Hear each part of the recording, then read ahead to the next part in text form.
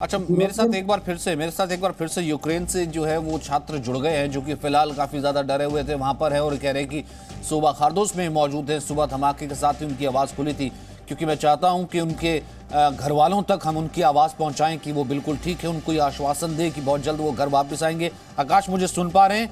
ठीक है आप? यस सर, सब सुन पा रहे हैं।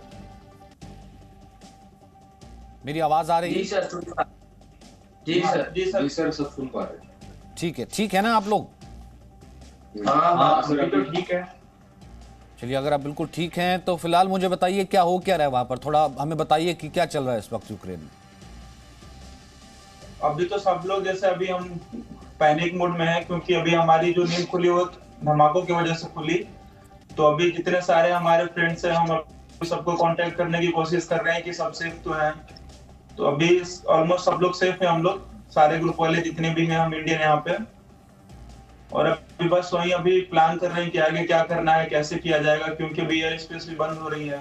ये खबर हमको कल ही मिली कि एयर स्पेस यूक्रेन का बंद किया जा रहा है, तो हम लोग और थोड़ा वो पैनिक हो गए हैं कि अब फ्लाइट्स का कैसे होगा अरेंजमेंट। सर एक्चुअली आज सुबह ही 2 बार बॉम्बार्डिंग की आवाज हुई 5:30 पे। इसी वजह से काफी लोग बहुत ज्यादा ही पैनिक कर गए, क्योंकि इससे पहले सिचुएशन बहुत लाइट होती थी। मतलब बहुत सुनने को मिलता था कि बॉर्डर पे वॉर चल रहा है, लुगांस में चल रहा है, दोनबास में चल रहा है। पर इस बार अभी जब पहली बार बॉम्बार्डिंग और मिसाइल्स की आवाज हुई है सामने, तो हम सब थोड़े पैनिक कर गए। अब सब उठ चुके हैं नींद में से। कब की फ्लाइट थी हमारी? सर हमारी 8 मार्च को फ्लाइट। 8 मार्च को फ्लाइट थी। तो क्या मतलब आपको खुद लगा कि नहीं अब फ्लाइट करनी चाहिए, या आपको लगा कि हालात बाहर के अब खराब हो गए बहुत ज्यादा इसलिए घर जाना चाहिए? घर वाले सब पैनिक हो रहे थे, तो हम इसीलिए फ्लाइट करवा ली। एक्चुअली घर से हमको काफी टाइम से बोल रहे थे आने के लिए, बट हमको कॉलेज की तरफ से रिस्पांस नहीं मिल रहा था कि हम घर जा सकते कि नहीं जा सकते। कंफर्मेशन नहीं मिल रहा था कि ऑनलाइन हमारे स्टडीज चलेंगे कि ऑफलाइन चलेंगे। कुछ कॉलेज हमें कंफर्मेशन नहीं दे रहा था। एक्चुअली सर हमारी कॉलेज की वजह से हम इतने फंसे हुए हैं, वरना काफी सारी और यूनिवर्सिटीज है, लिव्यू, खारकिव, बुकोविन यूनिवर्सिटी, इन सब ने उनके बच्चों को ऑलरेडी बोल के रखा है कि आपकी क्लासेस ऑनलाइन होगी। जबकि यहाँ पर सर ऐसा कोई कंफर्मेशन हमारी यूनिवर्सिटी की तरफ से हमको कोई सपोर्ट नहीं मिला है। कांस्टेंट डीन ऑफिस और सर डीन ऑफिस हमारे फ्लैट की जस्ट ऑपोजिट है। हम हर रोज जाते हैं वहाँ पे, डीन से बात करते हैं, उनसे वाइबर पे कांटेक्ट करते हैं, व्हाट्सएप पे कांटेक्ट करते हैं, पर उनकी तरफ से हमको कोई कंफर्मेशन नहीं मिल रहा था कि हमारी कॉलेज अब से ऑनलाइन रहेगी या ऑफलाइन रहेगी। इसी वजह से हम यहाँ पे रुके हुए थे, क्योंकि अगर हम इंडिया आ जाते बाय चांस, और अगर हमारी कॉलेज 8 मार्च के बाद ऑफलाइन हो जाती, तो सर अब उसके पैसे कौन मतलब फ्लाइट आने जाने में, मतलब आप समझ रहे हो एक्सपेंस कितना बढ़ जाता है। It's so expensive and it's more dangerous to travel like right now in current situation. That's why. और आपके कमरे से क्या बाहर दिखता है, कुछ सड़क दिखती है बाहर या कैंपस दिखता है? कहाँ आपका कैंपस, कितनी अंदर है बाहर मेन रोड से या सड़क से? नहीं सर, अभी हम जहाँ पे रहते हैं वो स्ट्रीट का नाम है सर ओल्गिव्स्का 10। तो उधर से सर इतना कुछ खास व्यू नहीं दिखता है, क्योंकि आजू बाजू चारों तरफ अपार्टमेंट्स है और बिल्डिंग वगैरह है काफी, पर यहाँ से कुछ इतना खास नहीं दिखता है, क्योंकि जो पोर्ट साइड जो उड़ीसा का मेन पोर्ट है वो अभी दिल्ली बजोस्का या पोटेमकिन स्ट्रीट्स पे पड़ता है। मतलब यहाँ से तकरीबन थोड़ा दूर है, 1-2 किलोमीटर।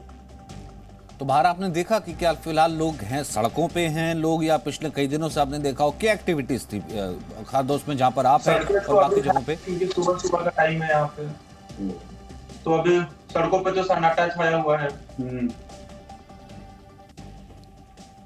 और वैसे कल परसों जब ये खबरें आ रही थी कि हो सकता है कि वॉर हो जाए, यहाँ पे तो सारी चीजें नॉर्मल थी। ओडेसा जहाँ पे हम रहते हैं, अभी कल रात को ही हम लोग बाहर से आए सारे सामान लेके, पर चीजें यहाँ पे नॉर्मल थी, सब कुछ नॉर्मल था। यहाँ पे ऐसा कुछ नहीं लग रहा था कोई चेंजेस है यहाँ पे। पर ये आज रात में यहाँ पूरी सिचुएशन टेंस हो चुकी है। कल रात को इमरजेंसी लगाने के बाद कल शाम के समय कुछ हमारे इधर जो पोर्ट है वहाँ पे काफी सिक्योरिटी बढ़ाई गई, काफी हद में बहुत ज्यादा बढ़ाई गई है। कल रात से सर माहौल थोड़ा टेंस हुआ है, बाकी उसके पहले बहुत लाइट माहौल था, कुछ ऐसी कोई क्रिटिकल कंडीशन नहीं थी। अब जैसी आज है हम लोग फेस कर रहे थे। फोर्ट पे कुछ हंड्रेड्स ऑफ पुलिस लोग सब साथ हुए थे, अभी सिक्योरिटी का प्लानिंग कर रहे थे वो लोग फोर्ट के पास। मतलब just one type of parade था पुलिस वालों का, ऐसे कह सकते हो फोर्ट पे। और कहीं से ऐसा लग रहा था कि वॉर होने वाला है या फिर वॉर हो जाएगा रशिया के साथ, चीजें जो है बहुत टेंस हैं। हाँ, वो तो न्यूज जब हम फॉलो करते थे तो लगता था होने वाला है, क्योंकि अभी विंटर ओलंपिक खत्म हुआ था तो पता था कि 1-2 दिन में कुछ होगा, और जैसे ही अभी विंटर ओलंपिक खत्म हुआ 1-2 दिन में ही हो ही गई चीजें सारी। बट पहले जैसे न्यूज पे दिखाया जा रहा था कि डिप्लोमेसी के थ्रू चीजें नॉर्मल हो सकती है, बट वो ट्राई चल रहा था बहुत कि डिप्लोमेसी से हो जाए, बट वो अभी तक कुछ हो नहीं पाया है। और हमें कंप्लीटली यही न्यूज़ आ रही है कि रशिया यूक्रेन में इन्वेशन करते ही जा रहा है इंस्टेड ऑफ डिप्लोमेसी। तो आप तीनों कहाँ से हैं इंडिया से? हम गुजरात से हैं। मैं बिहार से हूँ सर। मैं भी गुजरात से हूँ। अच्छा, आप दोनों गुजरात से हैं, आप बिहार से? हाँ। अच्छा ठीक है। अगर मैं डाउन ये इस वक्त एक सेकंड रुकिए आकाश। Presenting B News app, available on Google Play and App Store. Download it now.